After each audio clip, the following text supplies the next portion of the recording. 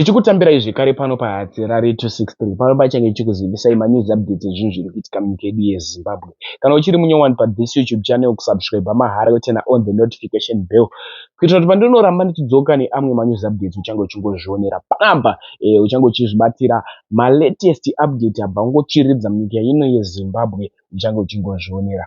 Sekuziva kwamunozviita nyaya dzepanapa tinonyanya kudzibatanidza tinenge tichiitira tuwane news updates akati wandei pa same video. First update inyaya yegonyeti reDelta. Gonyeti reDelta iri ranga richienda kwaMutare. Zvaranga richienda kwaMutare rakudubuka ipo panonzi pa Christmas pass ndo kudubukira gonyeti iri. Rakudubuka vanhu vanga vari ipapo havana kutarisa kuti iye mutyairi wegonyeti akuvara here, hapana munhu akuvara here, vangotanga kuluta doro. Ndokumboita zvodofuka comment section vanhu vanga vachiluta doro vachitiza, vamwe vaisa masaga vachitiza vachiti hanzi manake, but havasi kutarisa kuti munhu akuvara zvakaita sei. Da kuti titaure zvodofuka comment section after wapedza kuona this video, but mbudiro wazviri kuita zviri kunzi driver angokuvara. Ndokumboita zvodofuka comment section ndichivatanamata kuna Mwari kuti Mwari vanomupodza. Hapana situation inotadzwa naMwari. Ngatimbone this video.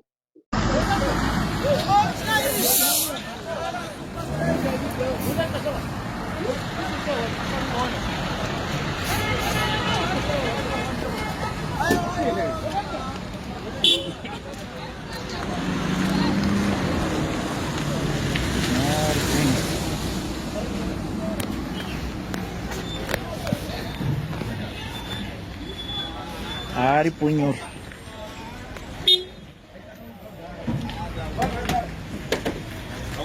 Famba yako mana tione upinda wa.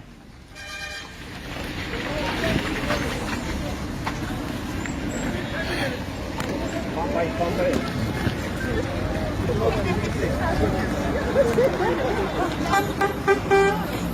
Ari punyo.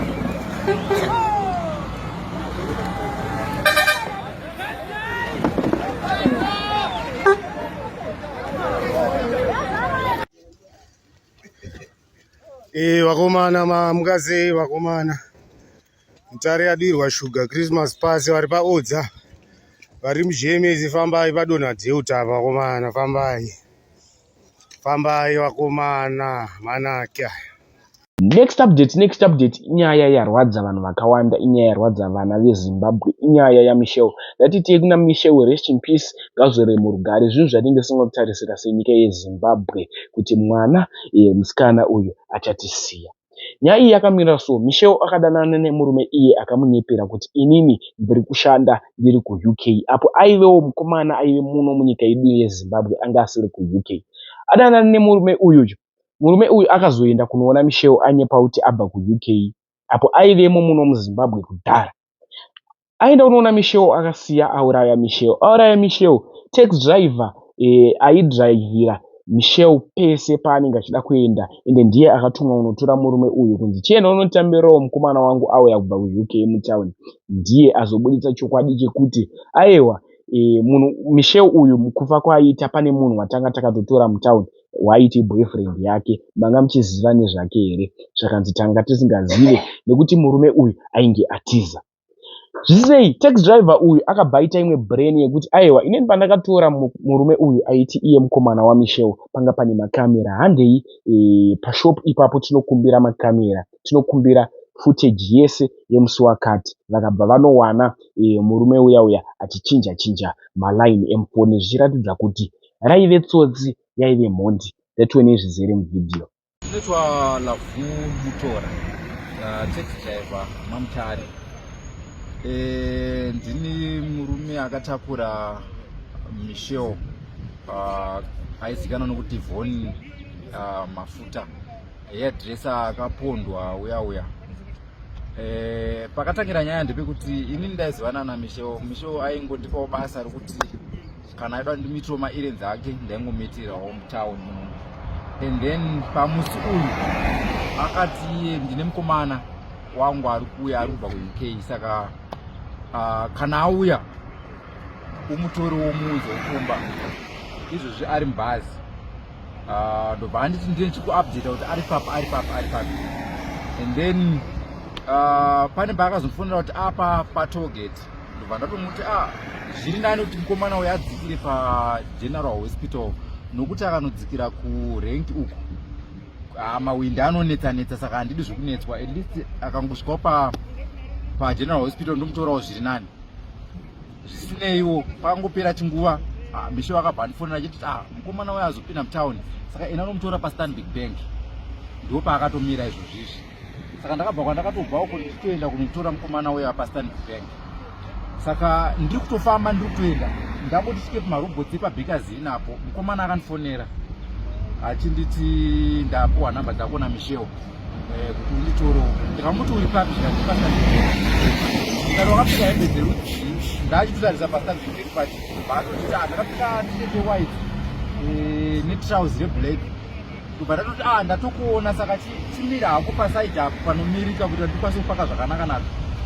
Ndobva ndatotenda, ndobva ndasvika, ndobva ndamutora mukomana saka akasvika achipinda akapinda dhoro kumashure. Ndobva ndatoenda naye paMichelle paya tiri munzira. Ndobva ndatomuti vakanditipa pakutanga ndobva nditiko imari. Ndobva ndatokuti $4 tikati hausikugurisira here yara ano handikugurisira. Ndobva atobudisa R100. Ndobva atondipa R100 yaya transportation yangu yada handina madhora handinawo. Ndobva ndatopereketa, ndobva ndatosvika paMichelle. Tichisvika Michelle anga akatomirirawo padhoo. Ndobva watotambirana vanhu vaya vaina handa kumira angu. Ndobva ndatoenda. Then mangwana acho Michelle bva atondifonera akati ndichitsvagirwawo chikafu mutaundi. Dzadziri around 4 dzemasikati. Ndobva ndamuti handina mari yandirai panapo. Ndakarura kutori mari kumba. Ndobva ndaenda kumba kwaMichelle kundotora mari. Ndobva ndapuwa R500 naMichelle. Ndobva ndanotenga chikafu. Ndobva ndadzoka. Ndobva azoti ndichakufonera time. Saka manheru acho ndobva achizondifonera kumaround 8 achiti mukomana wangu ari kuenda mangwana, saka da kuti mukwidze bhazi remakuseni ratenda. Ndikamuti first bhazi here, uye first bhazi ndera3 o'clock. Vakanditi first bhazi hariiti, ndozokufonera makuseni kuwe. Then makuseni ayaya haana kundifonera Michelle. Ndikangoti maybe vanhu vadi vachinja program dzavo. Then riti mangwana racho ndopandakazofonerwa neshamwari yaMichelle yaishanda nayo achinditi tazwa kuti Michelle awanikwa akadi akafa mumba. Ndobva ndatoshamisika kuti indava. Ndikati hatitoziva. Ndikati ngatiendei kumba kwacho. Ndobva ndaenda kumba kwacho kurakuya. Ndobva ndatosvika mapurisa vachitora mastatement, asi mutumbu waMichelle wanga watotorwa kudhara kuenda kuGeneral. Saka ndiri kutoti ko Michelle uyu zvaonekwa akafa, ko munhu anga ainaye ari kupi? Zvikanzi nevanhu anga aine munhu ngati pane mukomana wandakasvika panapa wandaifana kunge ndichitora futi panapapa kumuperekedza kubhazi. Zvikanzi vanhu havasi kuzviziva zvese, munhu wese anga asingazvizivi kuti munhu anga aine mukomana. Ndobva ndati alright, ndika nditaura nemapurisa. Ndobva ndataura nemapurisa anga ariko. Ndobva ndatovaudza nyaya yacho. No, inini pane mukomana waMichelle akauya panapa.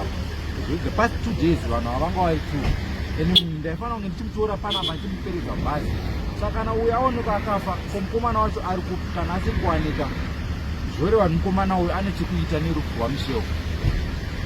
So ndopakatangira nyaya.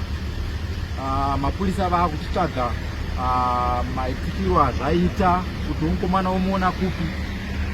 Plus mukomana uyu patakamutora paStanbic Bank apa ndakabva ndatoudza maCID ndikati no imunika mukomana pandakamutora I think pane kamera yekuti tikataza kamera ipapo apo togona kuona kuti afamba sei. Saka takabva taenda nemapurisa paStanbic Bank. Tobva tatokumbira management yepo kuti tokumbira kuonawo footage yezvakaitika nguva dzakati musi wakati. Ndobva watibvumira. Tatoona footage yaya. Saka mukuona footage yaya takabva tazotoona kuti mukomana uyu haana kuuya nebhazi.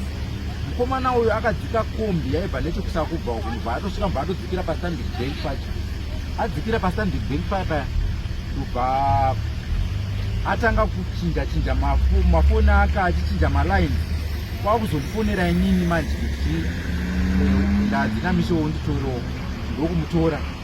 Saka mukomana uyu inini pfungwa dzangu dzakabva dzatonyatsobuda pachena kuti samukomana uyu wani anga audza musikana uyu kuti handina nhamba dzemuzimbabwe vaitaura pawhatsapp nenhamba dzedu. Saka zvega zvakangondiratidza kuti mukomana uyu pane mapurisa vakabva vanyatsoona umbowo kuti mukomana uyu anga ari tsotsi kubva vachishandisawo nhamba idzodzo nezvimwewo zvavakashandisa mapurisa kuti vatsvage mukomana uyu. Ndo ndaidedzawo mapurisa almost every day nemapurisa akasiyana-siyana vachindiinterviewa zvekuti pamupacho basa chaiko chaikoka ndandisingachatoshandi zvakanaka-naka. Plus zve zvekuti unongotingofonerwa kuti nevanhu iwe ndiwo akatakura mhondi iyaiya wakazodii. Zvinhu zvakandistresa nguva yakarebesa zvekuti kusvika paakatozonzi mukomana abatwa ndakabva ndatofara zvekutoti haishi ndakabva ndatosunungurwa pane zvinhu, but still ndachizongomirira mutongo wacho kusvika mukomana uyu azopinda mukoti nezuro. Takapinda tese mukoti imomo semawitness enyaya iyi. Zveshuwa vanhu vakaita basa ravo. Mukomana akatongwa akatonzi life in jail nenyaya iyoyi.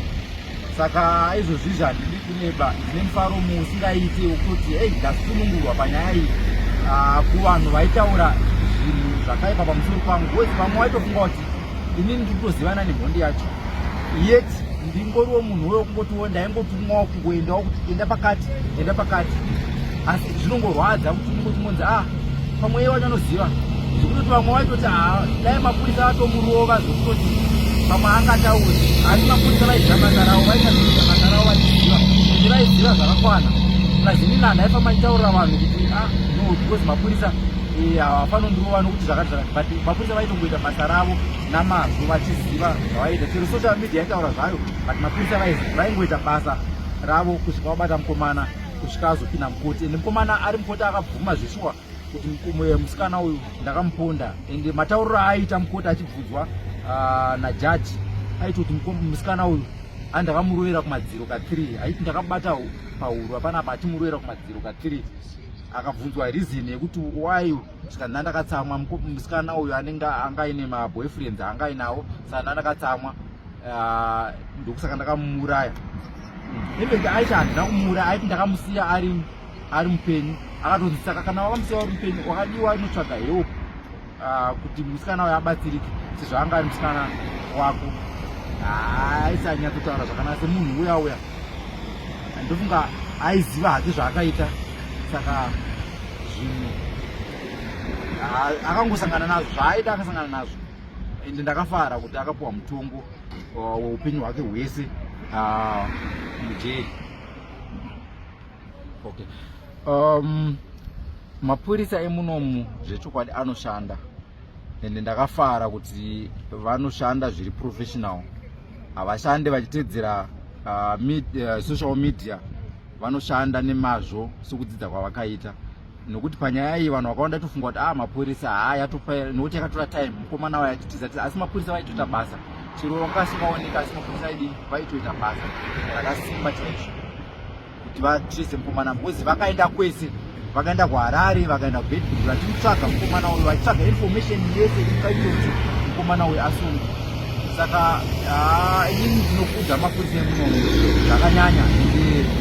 Vanhu vanoita basa, mukavapa nguva yavo, vanhu vanonyatsoita basa nemazvo. Ende havateerere kuti vanhu vari kuti kudii, vanongoita basa ravo muchinyararire kuzongoona mari dzavo.